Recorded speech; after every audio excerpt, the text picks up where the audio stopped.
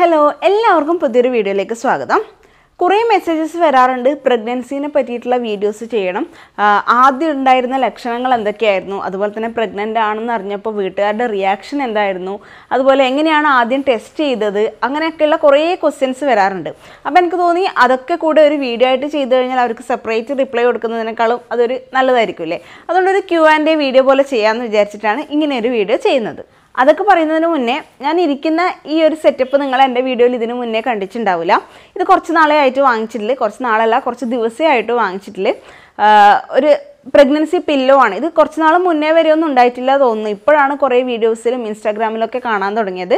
അപ്പോൾ ഇതൊന്ന് നിങ്ങളായിട്ട് ഷെയർ ചെയ്യുക, ഇതിൻ്റെ എക്സ്പീരിയൻസ് എന്നും കൂടെ വിചാരിച്ചു വീഡിയോയിൽ. അതാണ് ഇതിനകത്ത് തന്നെ ഇരുന്നിട്ട് വീഡിയോ ചെയ്യുന്നത്. ഇത് ക്യൂൾട്ട് കംഫർട്ട് എന്ന് പറയുന്ന ഒരു ഇൻസ്റ്റാഗ്രാം പേജിൽ നിന്ന് സെൻഡ് ചെയ്ത് തന്നതാണ്. എന്തുകൊണ്ടും പ്രഗ്നൻ്റ് ആയിട്ടുള്ള എല്ലാവർക്കും വളരെയധികം യൂസ്ഫുൾ ആയിട്ടുള്ള ഒരു പില്ലോ ആണിത്. എൻ്റെ സ്വന്തം എക്സ്പീരിയൻസ് വെച്ചിട്ടാണ് ഞാൻ പറയുന്നത്. കുറച്ച് ദിവസമായിട്ട് യൂസ് ചെയ്യുന്നുണ്ട്. അപ്പോൾ അതിൻ്റെ ഒരു ബെനിഫിറ്റ് എനിക്ക് കിട്ടുന്നുമുണ്ട്. അതുകൊണ്ടാണ് എന്താണെന്ന് വെച്ചാൽ എനിക്ക് മെയിനായിട്ടുള്ള ഒരു പ്രശ്നമാണ് ബാക്ക് പെയിൻ എന്ന് പറയുന്നത്. ബാക്ക് പെയിൻ നല്ലോണം ഉണ്ട്, ഈ പ്രഗ്നൻസി പീരീഡിൽ വന്നതാണ്. അതുപോലെ തന്നെ ഇപ്പോൾ നമുക്ക് 7 months 8 months ഒക്കെ ആകുമ്പം കിടക്കുമ്പോഴും കുറച്ച് ബുദ്ധിമുട്ടായിരിക്കും. രാത്രി ഉറങ്ങാൻ കിടക്കുമ്പോഴൊക്കെ നമുക്ക് അത്ര കംഫർട്ട് ആയിരിക്കില്ല. നമ്മൾ ഇടതുവശം ചെരിഞ്ഞിട്ട് തന്നെ കിടക്കണം എന്നല്ലേ പറയാറ്. അപ്പോൾ അങ്ങനെ കിടക്കുമ്പോൾ അത്ര കംഫർട്ട് ആയിരിക്കില്ല. അപ്പോൾ ഈ പില്ലോ ഉപയോഗിച്ച് കിടക്കുമ്പോൾ നല്ല കംഫർട്ടായിട്ട് ഉറങ്ങാൻ പറ്റുന്നുണ്ട്. നടുവിന് മെയിനായിട്ട് നല്ല സപ്പോർട്ട് കിട്ടുന്നതുകൊണ്ട് അങ്ങനെ ഒരു ബാക്ക് പെയിൻ ഒന്നും ഉറങ്ങുന്ന സമയത്ത് നമുക്ക് ഫീൽ ചെയ്യുന്നേ ഇല്ല. സാധാരണ ഈ പില്ലോ വാങ്ങിക്കുന്നതിന് മുന്നേ ഞാൻ എങ്ങനെ കിടന്നതെന്ന് വെച്ചാൽ ബെഡിൽ കിടന്നിട്ട് നടുവിന് ഒരു സാധാരണ നമ്മുടെ നോർമൽ പില്ലോ സപ്പോർട്ട് ചെയ്യും. അതുപോലെ തന്നെ കാലിൻ്റെ ഇടയിൽ ഒരു പില്ലോ സപ്പോർട്ട് ഉണ്ടാവും. അതുപോലെ തന്നെ നമ്മുടെ വയറിൻ്റെ പോർഷനിൽ ഒന്നുണ്ടാവും, തലയിൽ ഒന്നുണ്ടാവും. 4 പില്ലോസ് ചുറ്റിലും വെച്ചിട്ടാണ് കിടന്നുറങ്ങാറ്. പക്ഷേ ഇപ്പം അങ്ങനെ വേണ്ട, ആവശ്യമില്ല. ഈ ഒറ്റൊരു സംഭവം ഉണ്ടെങ്കിൽ നമുക്ക് ഫുള്ളായിട്ട് നമ്മൾ കവർ ചെയ്യും. എല്ലാ സ്ഥലത്തും നമുക്ക് സപ്പോർട്ട് കിട്ടും. ഷോൾഡറിനും നമ്മുടെ നെക്കിന്, ഹെഡിന്, അതുപോലെ തന്നെ വയറിന്, അതുപോലെ നടുവിന്, കാലിന് ഒക്കെ സപ്പോർട്ട് ഇതുകൊണ്ട് കിട്ടുന്നുണ്ട്. അപ്പോൾ പ്രഗ്നൻ്റ് ആയിട്ടുള്ളവരുണ്ടെങ്കിൽ അവർക്കിത് യൂസ്ഫുൾ ആയിരിക്കും എന്തായാലും. അതുകൊണ്ടാണ് ഈ എൻ്റെ ഒരു എക്സ്പീരിയൻസ് ഷെയർ ചെയ്യുന്നത്. എല്ലാവരും കണ്ടിട്ടുണ്ടാവുമായിരിക്കും, പക്ഷേ ഇത് വാങ്ങിച്ചിട്ട് കാര്യമുണ്ടോ, ഇത് എങ്ങനെയാണെന്നൊന്നും അറിയാണ്ട് ശങ്കിച്ച് നിൽക്കുന്നവരുണ്ടാവും. പക്ഷേ എക്സ്പീരിയൻസ് ഉള്ള ഒരാൾ ഷെയർ ചെയ്യുമ്പോൾ അത് കുറച്ചും കൂടി യൂസ്ഫുൾ ആയിരിക്കില്ലേ. അപ്പോൾ അതുകൊണ്ടാണ് ഇങ്ങനെ ഈ വീഡിയോയിൽ ഇത് ഉൾപ്പെടുത്തിയത്. നമുക്ക് പല രീതിയിൽ യൂസ് ചെയ്യാൻ പറ്റും. നമുക്ക് കിടക്കുമ്പോഴായാലും ഇതെങ്ങനെ ഇരിക്കുമ്പോഴായാലും അങ്ങനെ 2-3 രീതിയിൽ നമുക്കിത് യൂസ്ഫുൾ ആയിരിക്കും. അപ്പോൾ ജസ്റ്റ് ഒന്ന് നിങ്ങൾക്ക് കാണിച്ചു തരാം എങ്ങനെയൊക്കെ നമുക്ക് യൂസ് ചെയ്യാൻ പറ്റും എന്നുള്ളത്.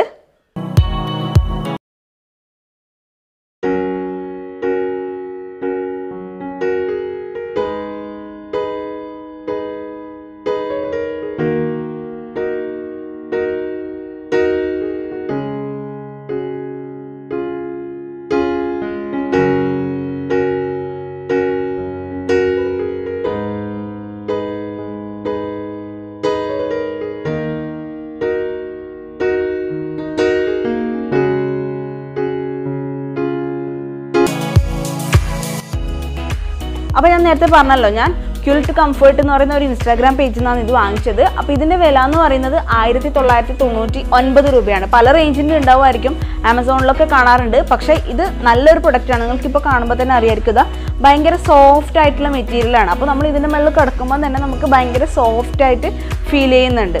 അപ്പോൾ ഇതിൻ്റെ വില ഞാൻ പറഞ്ഞു ഓൾറെഡി 1999 രൂപയാണ്. അപ്പോൾ നിങ്ങൾക്ക് വാങ്ങാൻ ഇൻട്രസ്റ്റ് ഉണ്ടെങ്കിൽ ഇവർ ഇൻസ്റ്റാഗ്രാം പേജിലൂടെ വാങ്ങിക്കാം, അല്ലെങ്കിൽ വെബ്സൈറ്റ് ത്രൂ പർച്ചേസ് ചെയ്യാം. അപ്പോൾ ഇൻസ്റ്റാഗ്രാം പേജിൻ്റെ ലിങ്കും അതുപോലെ തന്നെ വെബ്സൈറ്റിൻ്റെ ലിങ്കും താഴെ ഡിസ്ക്രിപ്ഷനിൽ കൊടുക്കുക. അതുപോലെ കമൻറ്റിൽ പിൻ ചെയ്ത് വെക്കുകയും ചെയ്യാം.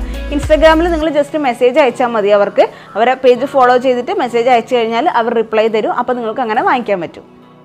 അപ്പോൾ കുറേ പേര് മെസ്സേജ് അയച്ചത് എന്താണെന്ന് വെച്ചാൽ നമ്മൾ പ്രഗ്നൻ്റ് ആണെന്ന് അറിഞ്ഞപ്പോഴുള്ള ഒരു എക്സ്പീരിയൻസ് ഷെയർ ചെയ്യാവോ എന്നാണ്. നമ്മളല്ല, ഞാൻ പ്രഗ്നൻ്റ് ആണെന്ന് അറിഞ്ഞപ്പോഴുള്ള എക്സ്പീരിയൻസ് ഷെയർ ചെയ്യാവോ എന്നാണ്. എന്താണെന്ന് വെച്ചാൽ പീരിയഡ്സ് മിസ്സായിട്ട് ഒരു 10 ദിവസം കഴിഞ്ഞപ്പോൾ ടെസ്റ്റ് ചെയ്യാമെന്ന് തീരുമാനിച്ചു. അപ്പോൾ നമ്മൾ ആദ്യം തന്നെ ഡോക്ടറെ അടുത്ത് പോയിട്ട് പണ്ടത്തെ പോലെ ഇപ്പോൾ ചെക്ക് ചെയ്യേണ്ട ആവശ്യമില്ല. നമുക്ക് വീട്ടിൽ നിന്ന് തന്നെ പ്രഗ്നൻസി കിറ്റ് ഉപയോഗിച്ചിട്ട് ടെസ്റ്റ് ചെയ്യാമല്ലോ. അപ്പോൾ അതിന് വേണ്ടിയിട്ട് പ്രഗ്നൻസി കിറ്റ് വാങ്ങിച്ചു വെച്ചു. അപ്പോൾ 10 ദിവസം കഴിഞ്ഞപ്പോൾ ടെസ്റ്റ് ചെയ്യാമെന്ന് വിചാരിച്ചിട്ട് രാവിലെ തന്നെ 6:30 വലിയ ആളായിട്ട് എണീറ്റ്, ഞാനും ഏട്ടനും കൂടെ ആയിരുന്നു, വേറെ ആരോടും പറഞ്ഞിട്ടൊന്നുമില്ല. അമ്മക്കൊക്കെ ഇങ്ങനെ അറിയാം പീരിയഡ്സ് മിസ്സായിട്ടുണ്ട് എന്നറിയാം. നമ്മൾ പ്ലാൻഡ് തന്നെ ആയിരുന്നു. എന്ന് വെച്ചാൽ 2 കൊല്ലമായി കല്യാണം കഴിഞ്ഞിട്ട്. അപ്പോൾ പ്ലാൻഡ് തന്നെ ആയിരുന്നു. അപ്പോൾ അങ്ങനെ 6:30 എണീറ്റിട്ട് യൂറിൻ കളക്ട് ചെയ്തിട്ട് ടെസ്റ്റ് ചെയ്തു. അപ്പോൾ ടെസ്റ്റ് ചെയ്ത് വെയിറ്റ് ചെയ്ത്, അപ്പോൾ നിങ്ങൾക്കറിയാലോ ഒരു ലൈൻ വരും, പിന്നെ സെക്കൻഡ് ഒരു ലൈൻ കൂടെ വരും. 2 ലൈൻസ് ഉണ്ടെങ്കിൽ പ്രഗ്നൻസി പോസിറ്റീവ് ആണെന്നാണ് മീനിങ്. അപ്പോൾ 2 ലൈൻസ് വന്നു, അപ്പോൾ പ്രഗ്നൻസി പോസിറ്റീവായി. അപ്പോൾ ഭയങ്കര സന്തോഷം അല്ലേ, എന്തോ ഒരു കീഴടക്കിയ പോലെ. അതെന്തായിരിക്കും എല്ലാവർക്കും അങ്ങനെ തന്നെ ആയിരിക്കില്ലേ, ഫസ്റ്റ് നമ്മൾ കാത്തിരുന്നിട്ട് അത് പോസിറ്റീവ് ആകുമ്പോൾ ഒരു സന്തോഷം വേറെ തന്നെ ആയിരിക്കില്ലേ. അപ്പോൾ അത് നമ്മൾ ചെക്ക് ചെയ്ത സമയത്ത് ഒരു വീഡിയോ എടുത്ത് വെച്ചിട്ടുണ്ടായിരുന്നു വെറുതെ അത് പോസിറ്റീവ് ആവുന്നേ. അത് ജസ്റ്റ് ഒന്ന് കാണിച്ചു തരാം.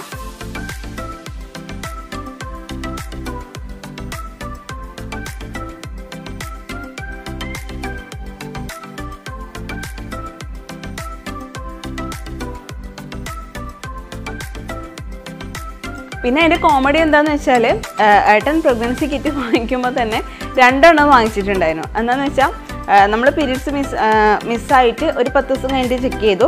ഇനി അഥവാ അതിൽ എന്തെങ്കിലും കംപ്ലയിൻറ്റ്, മെഷീൻ കംപ്ലയിൻ്റ് ആണെങ്കിലോ നമുക്കൊന്നുകൂടെ ചെക്ക് ചെയ്യണമല്ലോ, അങ്ങനെ വിചാരിച്ച് വാങ്ങിച്ചിട്ടുണ്ടായിരുന്നു. അപ്പോൾ നമ്മൾ ചെക്ക് ചെയ്ത് പോസിറ്റീവായിട്ട് ഒരു 2 ദിവസം കഴിഞ്ഞപ്പോൾ വെറുതെ ഒന്ന് ചുമ്മാ വീണ്ടും നോക്കി. എന്തായാലും പോസിറ്റീവ് ആയല്ലോ, ഇനിയിപ്പോൾ അത് നമ്മളെ വീട്ടിൽ വെച്ചിട്ട് വലിയ കാര്യമൊന്നുമില്ലല്ലോ. അപ്പോൾ അതിലും കൂടെ ഒന്ന് ചെക്ക് ചെയ്യുക. ആദ്യത്തേത് കംപ്ലയിൻ്റ് ആണെങ്കിലോ വെറുതെ പോസിറ്റീവായി എന്ന് പറഞ്ഞിട്ട് നാണം കെടൂലേ, അതുകൊണ്ട് വീണ്ടും ചെക്ക് ചെയ്ത് അപ്പോൾ അതിലും പോസിറ്റീവ്. അപ്പോൾ നമുക്ക് കൺഫേം ആയി എന്തായാലും പ്രഗ്നൻ്റ് ആണെന്നുള്ളത് കൺഫേം ആയി. ആദ്യം ചെക്ക് ചെയ്തപ്പോൾ നമുക്കൊരു ലൈറ്റ് ആയിട്ടൊരു ലൈനായിരുന്നു വന്നിട്ടുണ്ടായിരുന്നത്, സെക്കൻഡ് ലൈന്. അപ്പോൾ കുറച്ച് ദിവസമേ ആയിട്ടുള്ളൂ, അപ്പോൾ അങ്ങനെ വരുള്ളൂ. പിന്നെ രണ്ടാമത് ചെക്ക് ചെയ്തപ്പോൾ കുറച്ചും കൂടെ ഡാർക്ക് ആയിട്ടുള്ള ലൈൻ വന്നു. അപ്പോൾ നമ്മുടെ പ്രഗ്നൻസി പ്രോഗ്രസ് ചെയ്യുന്തോറും ആ ലൈൻ ഡാർക്കായിട്ട് വരും. അപ്പോൾ ചെക്ക് ചെയ്ത ഉടനെ പിന്നെ നമ്മൾ രണ്ടാളും ഭയങ്കര സന്തോഷമായി. അങ്ങനെയായി.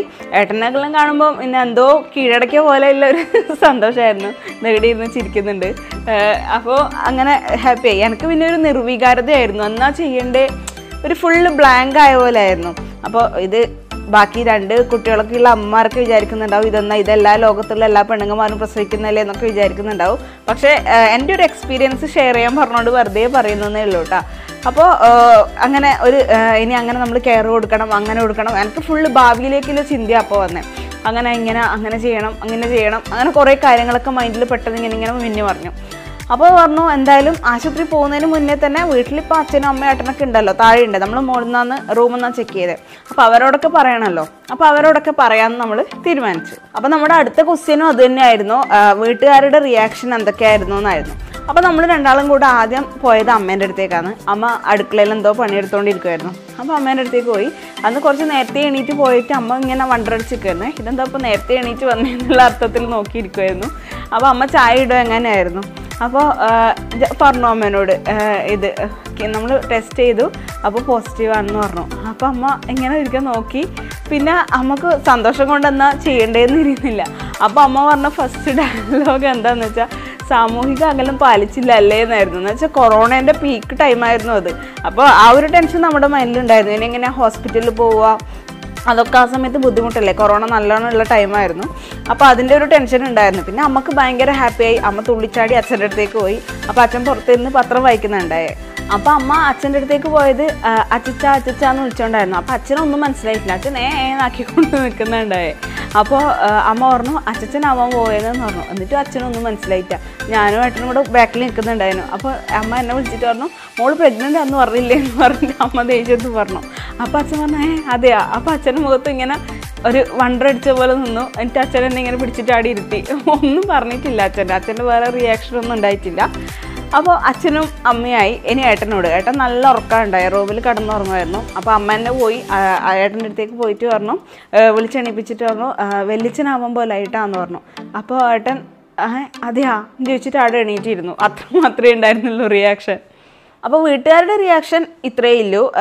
എല്ലാവരും നല്ല ഹാപ്പി തന്നെ ആയിരുന്നു. അതുതന്നെയാണ് മെയിനായിട്ട്. എല്ലാവർക്കും നല്ല സന്തോഷമായിരുന്നു. പിന്നെ കൊറോണേൻ്റെ മാത്രമായിരുന്നു ഒരു ചെറിയ പേടി, നമുക്ക് ഹോസ്പിറ്റലിൽ പോകാനുള്ള പ്രശ്നം ഉണ്ടാവുമോ എന്നൊക്കെയുള്ള ഒരു ടെൻഷൻ ഉണ്ടായിരുന്നു. അത് മാത്രമേ ഉണ്ടായിരുന്നുള്ളൂ ഒരു ചെറിയ പേടി. പക്ഷേ അതൊന്നും കുഴപ്പമില്ല, നമ്മൾ ഇടയ്ക്കിടയ്ക്ക് പോകേണ്ട ആവശ്യമൊന്നുമില്ലല്ലോ. ഫസ്റ്റൊക്കെ ആകുമ്പോൾ മന്ത്ലി ഒരിക്കലൊക്കെ പോയാൽ മതിയല്ലോ. ആ ഫസ്റ്റത്തെ സ്കാനിങ് കഴിഞ്ഞാൽ കുഴപ്പമില്ലല്ലോ. അതുകൊണ്ട് അതൊന്നും വലിയ കുഴപ്പമുണ്ടായിരുന്നില്ല. എല്ലാവരും ഹാപ്പി ആയിട്ട് തന്നെ ഉണ്ടായി. പിന്നെ ചോദിച്ചത് എന്താണെന്ന് വെച്ചാൽ, ആദ്യ ലക്ഷണങ്ങൾ എന്തൊക്കെയായിരുന്നു, പ്രഗ്നൻ്റ് നമ്മൾ ടെസ്റ്റ് ചെയ്യുന്നതിന് മുന്നേ എന്തെങ്കിലും ലക്ഷണങ്ങളൊക്കെ ഉണ്ടായിരുന്നെന്നായിരുന്നു. ലക്ഷണം ഉണ്ടായിരുന്നോയെന്ന് ചോദിച്ചാൽ അങ്ങനെ ഇതാണെന്ന് തോന്നാൻ മാത്രമുള്ള ലക്ഷണമൊന്നും ഉണ്ടായിരുന്നില്ല. സാധാരണ നമുക്ക് പീരീഡ്സ് ആകുമ്പോൾ കുറച്ച് ബുദ്ധിമുട്ടുകളൊക്കെ ഉണ്ടാവില്ല. എൻ്റെ കേസിൽ പറയുകയാണെങ്കിൽ എനിക്ക് പീരീഡ്സ് ആയിക്കഴിഞ്ഞാൽ ഭയങ്കര വയറുവേദനയാണ്. എപ്പോഴും നല്ല വയറുവേദനയും ഛർദിയും ഉണ്ടാവാറുണ്ട്. അപ്പോൾ അതിനോടനുബന്ധിച്ചിട്ട് ആവുന്നതിന് ഒരാഴ്ച മുന്നേ മുതലൊക്കെ നല്ല കാലുവേദനയൊക്കെ ഉണ്ടാവാറുണ്ട്. എനിക്ക് അതുപോലെ തന്നെയായിരുന്നു ഉണ്ടായിരുന്നത്. പീരീഡ്സ് ആവാൻ പോകുമ്പോൾ എങ്ങനെയായിരുന്നോ ഉണ്ടാവുക അതുപോലെ തന്നെയായിരുന്നു ഉണ്ടായിരുന്നത്. അതുകൊണ്ട് വലിയൊരു ഹോപ്പ് ഉണ്ടായിരുന്നില്ല. ഇപ്പോൾ പീരീഡ്സ് അടുത്ത നെക്സ്റ്റ് വീക്ക് ആവും എന്നുള്ള മെൻറ്റാലിറ്റിയിൽ തന്നെയായിരുന്നു ഉണ്ടായിരുന്നത്. അപ്പോൾ നല്ല കാലുവേദന ഉണ്ടായിരുന്നു, ബാക്ക് പെയിൻ ഉണ്ടായിരുന്നു. അങ്ങനെ ഇതിനായിട്ടുള്ള പെട്ടെന്ന് തന്നെ ഛർദി അങ്ങനത്തെ സംഭവങ്ങളൊന്നും ഉണ്ടായിരുന്നില്ല. നമ്മൾ പ്രഗ്നൻ്റ് ആണെന്ന് അറിഞ്ഞതിന് ശേഷമാണ് മെല്ലെ ഛർദിയൊക്കെ വരാൻ തുടങ്ങിയത്.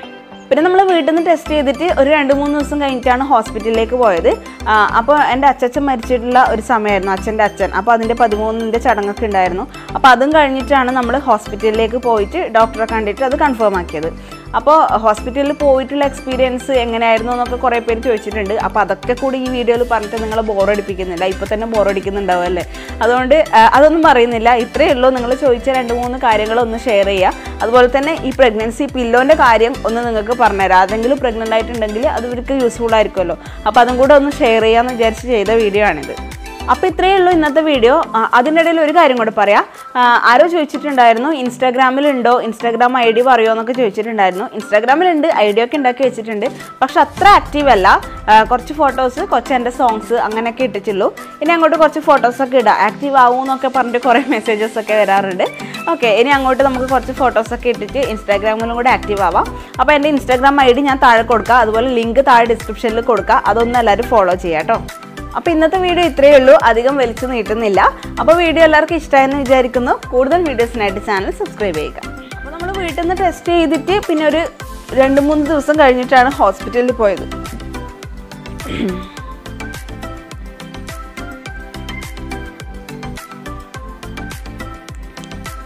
അപ്പോൾ ഇന്നത്തെ